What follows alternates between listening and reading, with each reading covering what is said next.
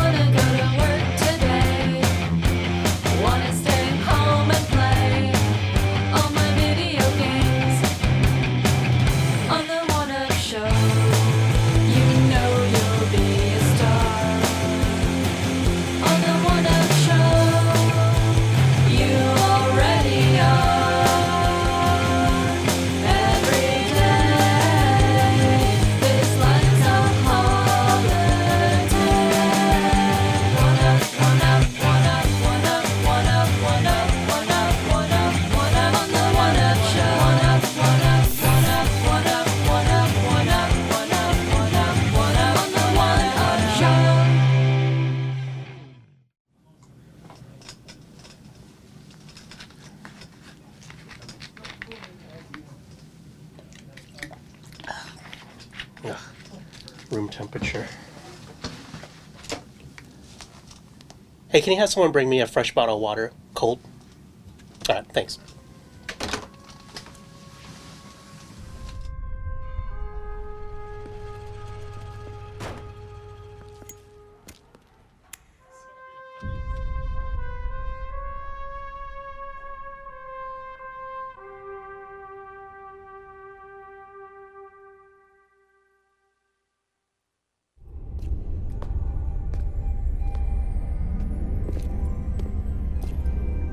Look at her. She's beautiful. We were so close before. So close. Wonderful, Laura. Do you notice anything familiar about her sword? That's what Rutland was holding. Except this is just a ceremonial copy. And what do we have here?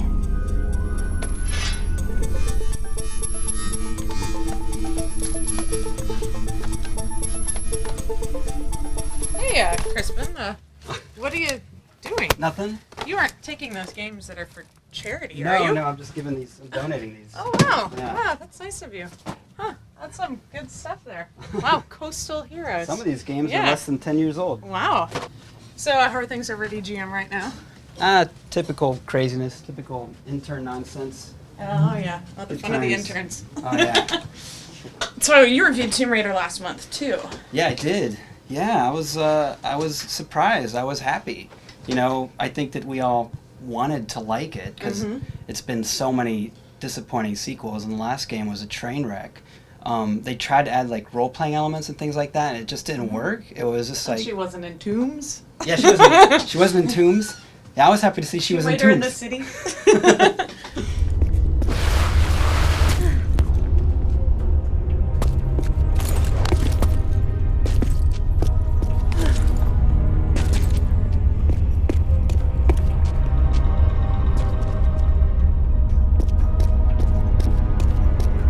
Yeah, I thought Crystal Dynamics, they just hit the ground. You know, they brought in like a new, for once she controls like a character after like 1996, Right. like full analog control, you know. Right. Yeah, I never hit a point in the game where I was frustrated with it because she was doing something that I didn't want her to. You know, it's like, oh, Lara, come on, I'm trying to get you to do this. Like the old games, it was almost like a math problem, getting her from one point to another, because it's like so many grid steps, and then jump, and then you know, you just gotta like plan it out, like get your graph paper out and plan out your route through the levels. But this one, yeah. Oh, I like that one. It was nice, but it was in the way.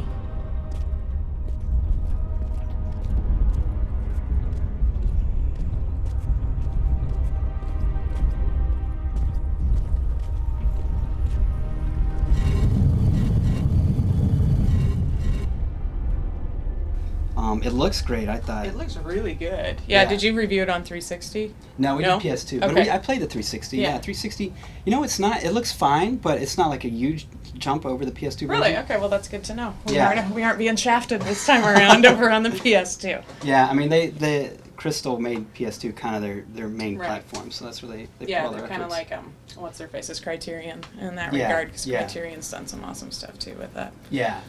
Yeah, I was happy with how it looked, and like that it was a lot of puzzles. I mean, because the combat in this game is not the main. I mean, it's not bad, but it's like, So I was really glad that it wasn't the main focus of the title. Because it's like you fight the same thugs or you fight the same panther. Right. Sometimes the panther's white. Right. It's a white panther. And sometimes it's a cheetah. Or a cheetah. Yeah, I guess it is a cheetah. Yeah. Or in puma. the snow, it was a panther, and in the... Or an ocelot. Yeah, exactly. It's always the same I needed animal. ligers. I think you need more ligers in games. Ligers are the coolest animals. Yeah, that'd be next game. Then. Yeah. Crystal, too. if you're watching, ligers. We need ligers. Of course you do. Just name a price. Ms. Croft, are you deaf? I don't know. Let's see. Try begging for your life like you did the last time we spoke. 殺せ！今すぐやれ！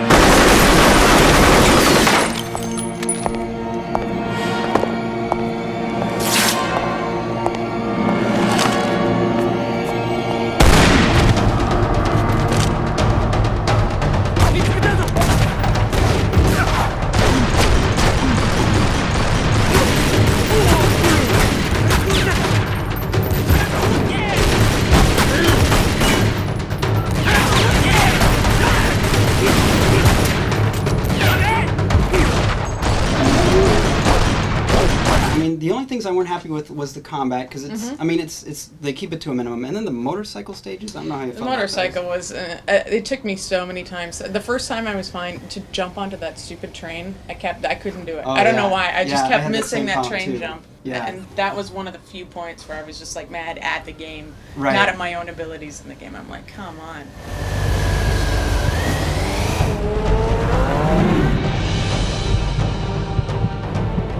Laura, this is crazy people stuff. Laura!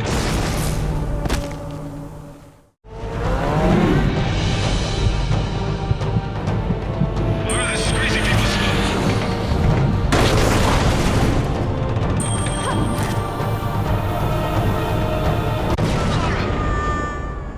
Well, I just interviewed the guys for an afterthoughts, because in AGM we like do post-game release interviews. Right. And I was asking them, I'm like, these motorcycle stages, what's the deal? Because I played it. Sometimes I've actually played them a few times. Right. And sometimes they went on forever. Yes. And sometimes like that it was one just right repeating. before the train went on for like 10 minutes. Yeah. I was And like, it was the who- same thing. Who fell asleep at the switch at Crystal? Is this someone's idea of fun? Is this like riding on a motorcycle? It was like the longest loading screen ever.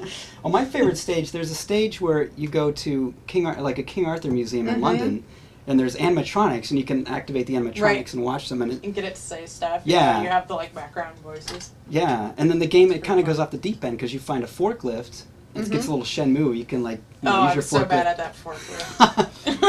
It took me forever. Yeah. Smashing crates right and left with it. Yeah, like you play around with crates, but then you can actually take it into the dungeon and use it to solve, to get past obstacles in the dungeon. And I thought, this is like really creative. It's like something I never thought I'd say from a Tomb Raider sequel. It's like there's stuff in this game that's like fresh and exciting. You can tell they play a lot of Prince of Persia. Right, yeah. Lara swinging around on the poles. Yeah. I was like, But that's Is she going to run on walls yet next? yeah, exactly. I was expecting her to find an artifact that would let her rewind time. Exactly. But it works. I mean, there's nothing wrong with taking things that work in other games and incorporating them into your own. I have no problem with that. Yeah. You know? And it's what we wanted for Tomb Raider. I was actually kind of bummed out that the game was over so Yeah. quickly. I was me at Halo 2's ending, because Halo 2 left you thinking, Right. oh good, there's going to be an awesome level after this. Exactly. And there's not, and there's credits rolling, and then you go play with Lara Croft's outfits, and that's Right. like you're running around in her mansion, and that's about it. Yeah. So yeah, I thought it was kind of a short game, like especially compared to the older Tomb Raiders. I thought this was a good length, you know, it's probably 10 hours or so. Right, and it was a solid length. It wasn't you weren't like, it wasn't because, oh, you'd forgotten something way back here and you needed to go back and explore something. Like, it was a good solid 10 hours. Yeah. I didn't have a problem with it being that length. It was just, I was expecting another level. I was actually looking forward to it. Yeah, So me too. I was like, oh, I'm done. Yeah. Now I have to write a review. Damn. Yeah. Well, should I let you get back to your issue? Yeah, I guess so. All right. It was nice hanging out. Good to hang out, Crispin. Stop by again. Okay, I'll see you later. See you later.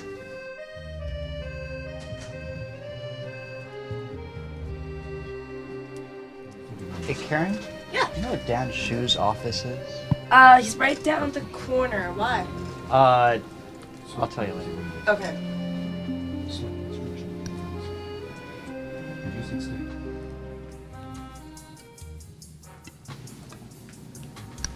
Hey, thank you.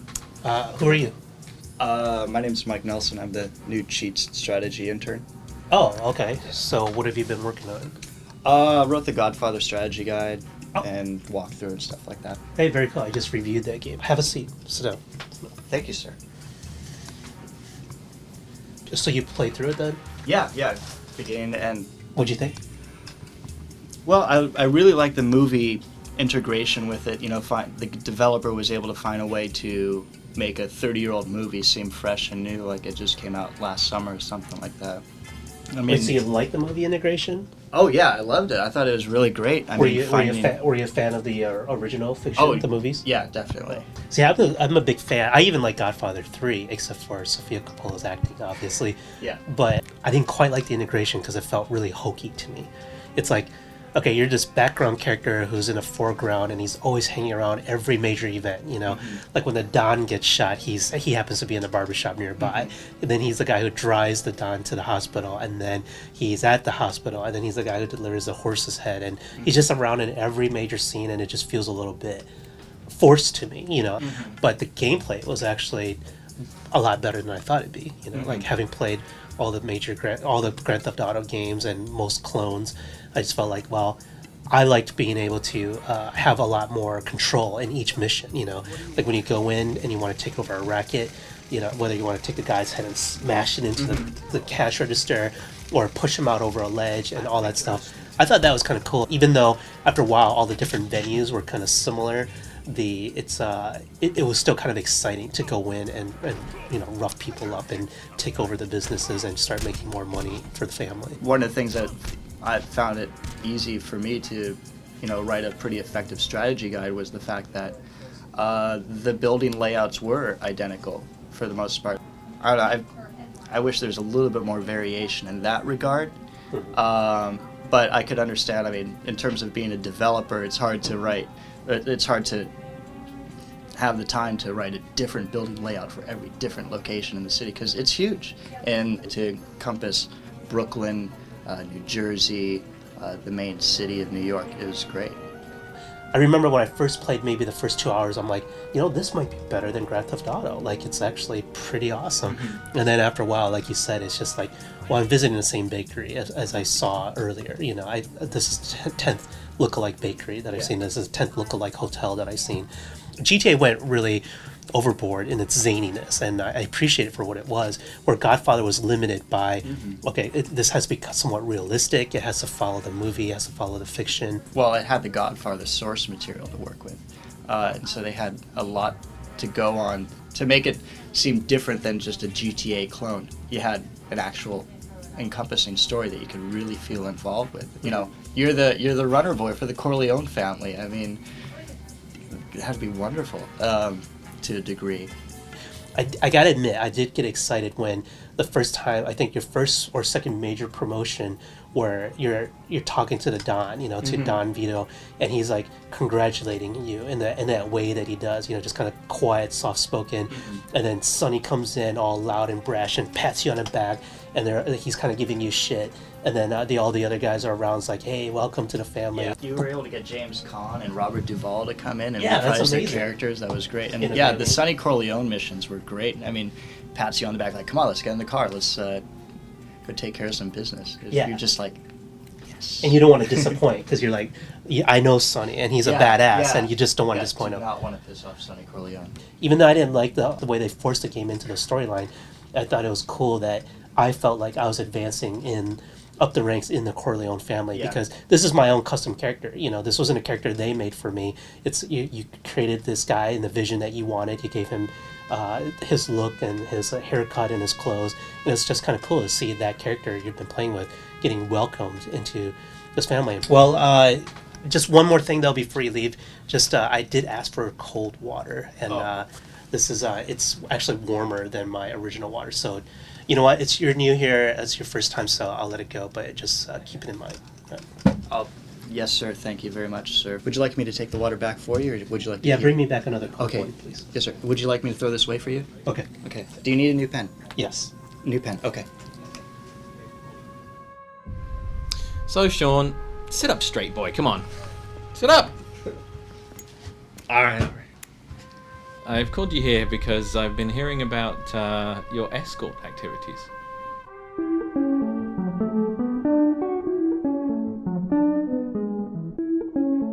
Sean, like, where are we?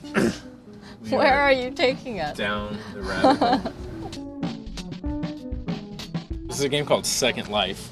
Some people wouldn't even call it a game. What it is this giant, massively multiplayer online world. And rather than have, you know, an objective like a game or something, rather than leveling up or anything, you just simply inhabit the world like you would any other one. But you buy real estate, you create things, you can go into business making cars, bicycles, shirts. Basically, when you create an environment with that kind of freedom, it's inevitable that people are going to use it for sex. Right.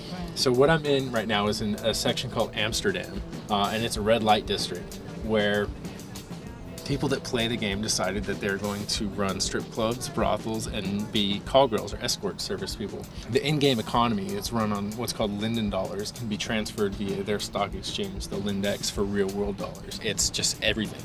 It's like just full on from XXX to just insane, and they do that by catering the experience to the John's desires or whatever by preparing animations in advance, objects, props. You know, they can make it so the characters do anything, anywhere. Do they police themselves then? Basically, this area, because like I was saying, everything is player created, everything is also player owned, and they actually own it. So someone is paying rent on this entire area, on this massive chunk of real estate.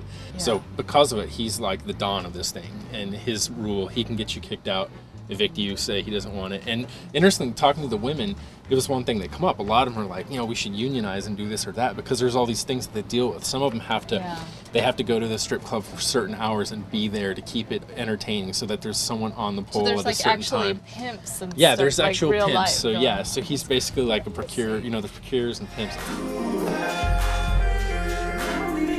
What led me to this whole world I didn't even know about is that someone who's basically a John who visits the escorts and stuff made a site where he describes his experiences with each and rates them, you know. Mm-hmm. And then so a lot of the people like that run other parts of this area kind of got really upset, and they banned him from their areas because they're like, you don't talk about that, you know, you're not supposed to talk about that. And he would go so far as to paste the sort of cyber chat logs that he had during his encounters on the site. And another one of the rules from the game itself is that you can't, that basically all game transactions like that are private are supposed to remain private. Did you ask any of them if they actually make real money doing this, or is this all just for fun?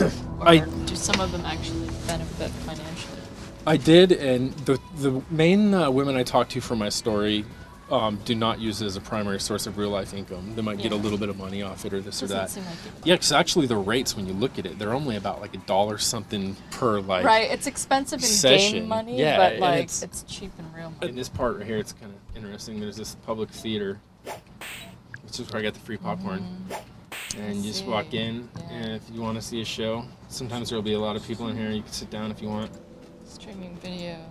and then there's like streaming video. You know, obviously, Linden Labs knows what's going on. Like, you can't hide a pretty substantial operation like Amsterdam. Right.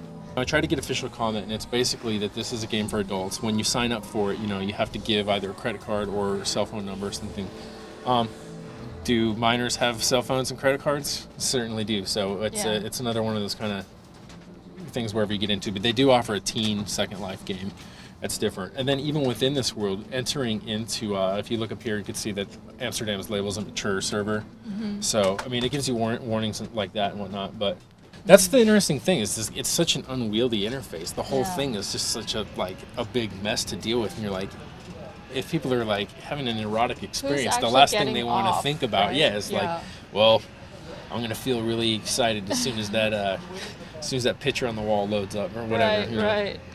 They're going to start asking me for money. You'll find that quickly. They'll start asking you for money. And they're desperate for this in-game money. Like, when I first arrived in town, I was like, hey, I didn't spend any real money to get anything here. And they're like, well, what about this? And they're like, well, we'll give you our picture for $2. Or, I mean, because they're able to give, like, JPEG images of their own characters and stuff. And they're like, oh, you can do this or that, you know, really small things, basically like grab my butt for like $3 or something. And it's just like, I mean, what is going on here? I mean, they will do anything for... And not all of them. I shouldn't characterize them that way, all that way, because, like, again, like Taboo Heart, who I spoke with for the story, really emphasized that it's meaningful for her in some other way. It's not just about, like, this kind of thing. So she won't partake in any of that, you know. Mm-hmm. And she was actually, when most of the women were really upset about the escort rating service site going up, she actually embraced it because she was saying that's a chance for the people that are really into it and enjoy it to, like, sort of get attention to them, drawn to them and stuff, when the other ones who are just kind of like faking their way for their Lindens. When they're done in this area, they go to a regular part of town and it looks like the Beavers or something, you know. It's just like little track homes and stuff, and then or they run a restaurant or something or a clothing store out there, and it's like because it's in the context of a world where other things happen and it's not just pure sex, I guess that adds something to it too.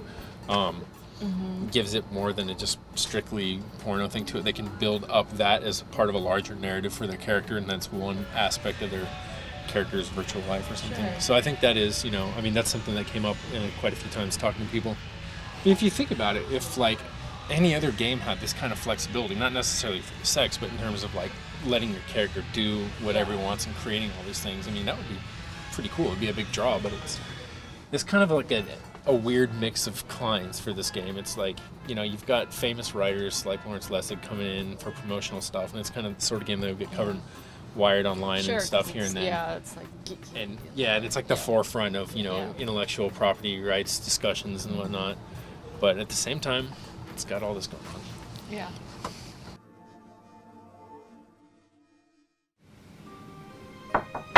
Come in. Hey, you got a second? Sure, come in. What's with the light? Am I walking in on something here? You don't like that? Alright, come on. Guys, come on. Let's get rid of this.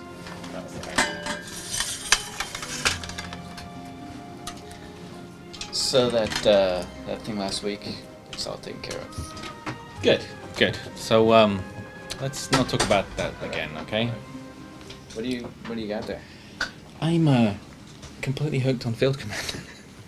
It's cutting into my Oblivion time. I thought that was called Advance Wars PSP. A little bit, huh? It's a little bit, it's pretty shameless.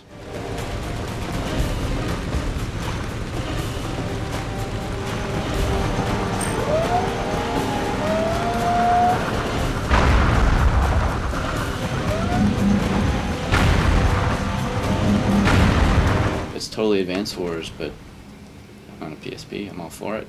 No, and it kind of came out of nowhere. I mean, we knew it was coming, but they didn't really. I mean, they didn't really show much of it early on, and it's out like any day now. And I think this is what PSP owners have been really looking for.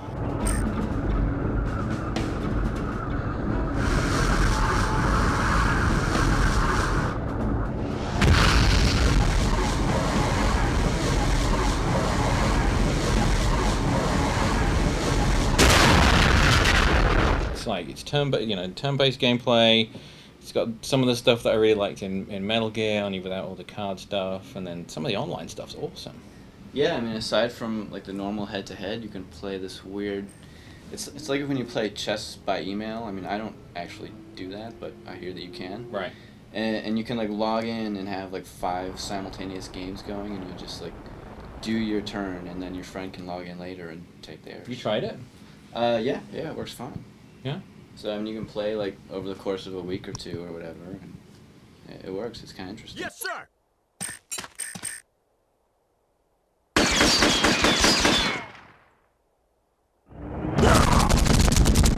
It gets quite tough quite early. It seems a bit harder than Advance Wars to me. Like some of the stuff seems like the levels seem bigger, and the units, I don't know, the units are fairly comparable. They're not as cute, but they're you know, it's the same kind of stuff. But how far have you got with it? I went all the way through to the end, and like almost all the units are the same, except for there's some stealth units that you come across later on in the game that are really kind of cool. Like in the single player game, they don't really make that much sense because like if you're not on offense all the time, then you're doing something wrong, and the stealth units move kind of slowly. Right. But like for multiplayer games, they're really cool because you can set up crazy ambushes, and like all of a sudden your opponent's dude is just like dying, and they can't even see what's shooting.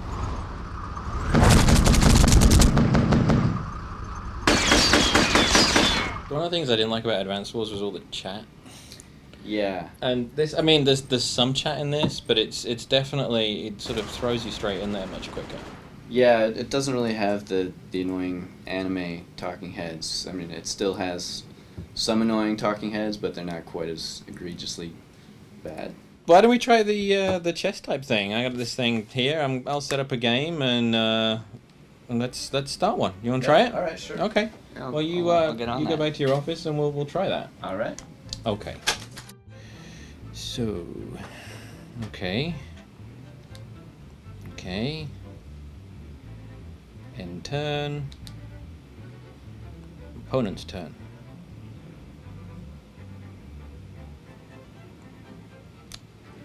Okay then. It's gonna take a while. Come on, Damien. Run! Run!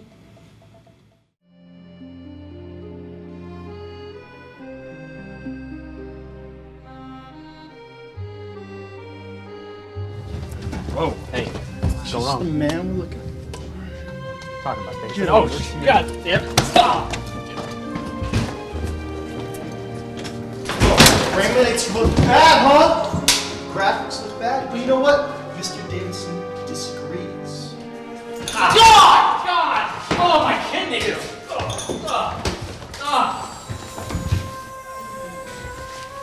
Jared, I hope you learned a very valuable lesson today.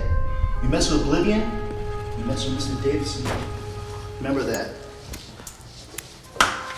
Alright guys, let's go.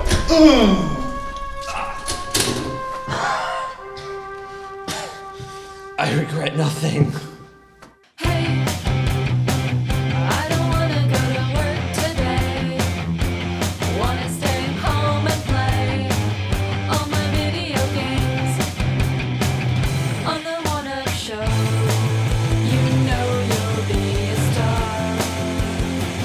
On the